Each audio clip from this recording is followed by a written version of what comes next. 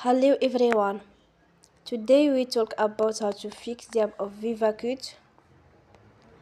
We will go to settings, then we click on apps. After that we will search the app VivaCut and we click. You will enforce stop. After that we go to storage. Then we click on clear cache.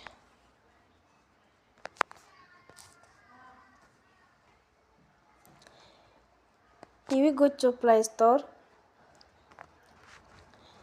and you will update your app.